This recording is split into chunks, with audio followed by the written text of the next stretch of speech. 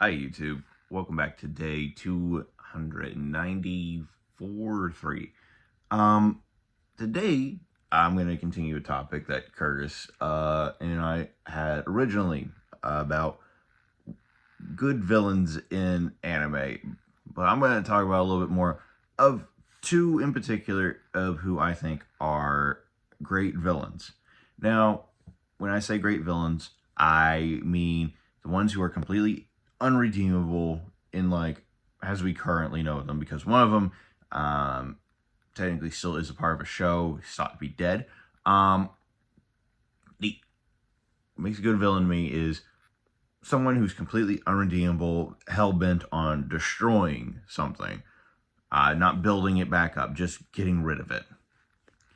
So, first pick, the Major from Hellsing, Hellsing Ultimate in particular.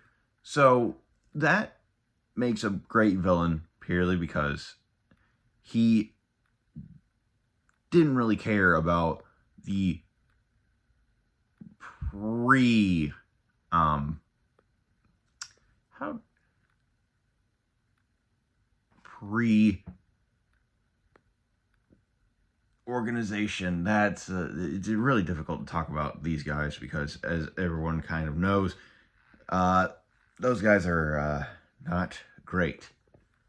He didn't really give much of a shit about the pre-organization or about really anything else other than his own individual goal, which includes destroying Britain and also Alucard in general. Although Britain was in my opinion, a side step for him, he wanted Alucard. And that is the only thing he wanted. He didn't care about anything else. But to do that, he would have to do so much of a greater scheme.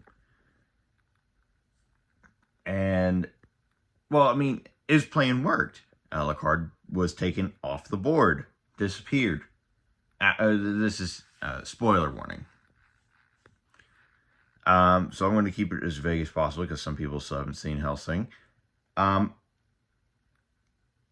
The Major lied to everybody, including his closest attendants, aside from one person. And that one person was literally a part of his scheme, and he needed that one person to die to complete his scheme.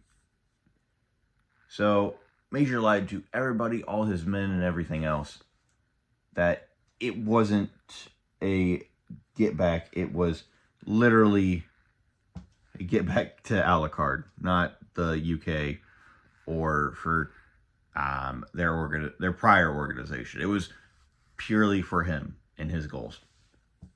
The other person who I think is a really great villain is Conquest from Invincible. I'm having trouble with names. Conquest from Invincible makes such a great villain.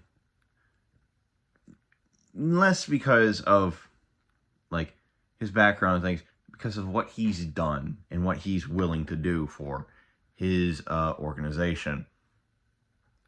What I mean by that is he showed up right at the tail end of everything. And I'm going to point out this little plot hole. Conquest saw the world in ruin. And by all accounts, everything should have been Invincible destroys da da da da da. So my whole question for that is, because it's a plot hole. It was to the point where Invincible did destroy the world and it was ready for conquering. But he shows up in the show, no explanation, no anything else, of just stand ready for my arrival. And I think everybody remembers that scene. I remember watching it and I was like, oh man, now they gotta rebuild everything. And now we gotta wait for Conquest to show back up to break it again.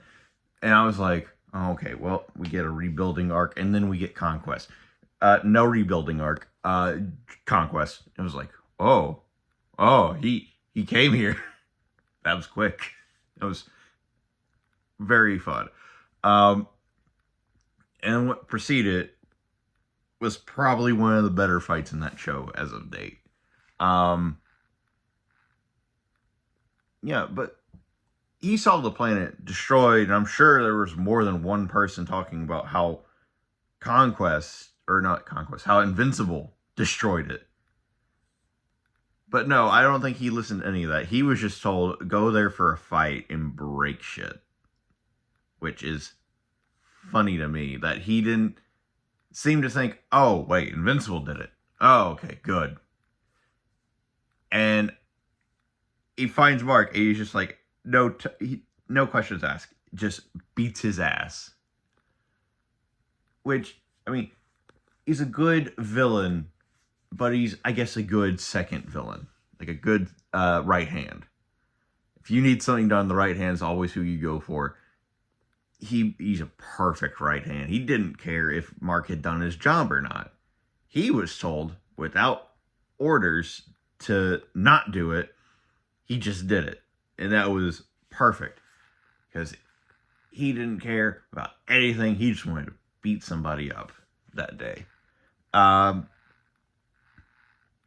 yeah, his actions were completely ridiculous because they had exactly what he wanted. And I say that makes him a good villain because the Earth was fully, at that point, I doubt they would be able to handle conquest on their own. Well, except Mark was there and so was Adam Eve. And to a little bit extent. God, what's Mark's little brother's name? I forget his name. Anyhow, aside from those three people, there's nothing at all that would have stopped a Viltrumite. Because all they had to do was just show up and conquer the world at that point. And I doubt Mark would have been able to handle more than one of them. So a little bit of a misunderstanding and of like what the power situation was. However, it did kind of bleed into the actual point that there aren't that many Viltrumites left of true Viltrumites. And if you have a problem with me saying that, Hellsing's been out for years, but Hellsing's an anime where people are less likely to see it. Invincible is pretty much all over the internet, and that is like one of the bigger things with like millions of views on it, of like Nolan saying, yeah, no, the Viltrumites are not as actual vast, big military. There are so few pure-blooded Viltrumites left. Which, anyhow, Conquest, in my opinion, is a great villain for really sticking to his guns, or a right hand at this point.